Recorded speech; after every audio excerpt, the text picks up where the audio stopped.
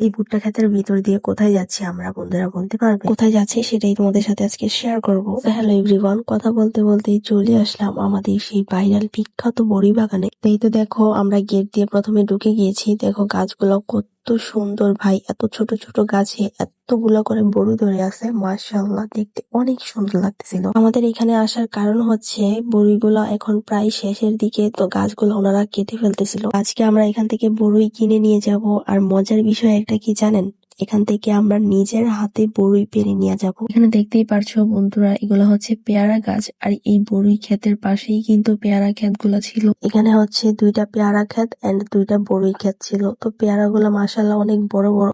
বন্ধুরা দেখো, এখন কিন্তু পেয়ারা গাছে ফুল এসেছে, তো তারপরেও দেখো গাছে পেয়ারা আছে। গাছে মাশাআল্লাহ এখনো পেয়ারা ধরে আছে, একদিক দিয়ে ফুল আর একদিক দিয়ে পেয়ারা, দেখতে কত সুন্দর লাগতেছে। আর এই যে দেখো, পেয়ারা বাগানের পাশেই কিন্তু বড়ই বাগান গুলা ছিল, 2টা বড়ই বাগান এন্ড 2টা পেয়ারা বাগান। এই যে দেখো, বড়ই গাছগুলাতে একদিক দিয়ে পেকে আছে, আরেক দিক দিয়ে বড়ই ভরপুর, একদম পুরো গাছ ভর্তি বড়ি। তো চলো এখন গাছ থেকে বড়ই পাড়া যাক। এতটুকু গাছ থেকে বড়ই পাড়তে কি যে মজা লাগতেছিল, মনে হচ্ছিল যেন সবগুলো বড়ই আমি নিজে একাই পারি। আর তোমরা দেখো, নিচে অনেকগুলা বড়ই পড়ে আছে, প্রচুর পরিমাণে বড়ই নিচে পড়ে আছে।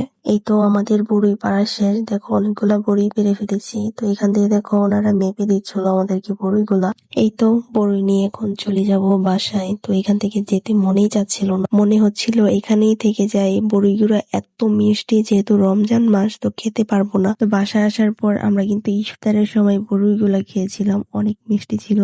তো গাইজ, আজকের ভিডিও আমার এতটুকু। সবাই ভালো থাকবে, আল্লাহ।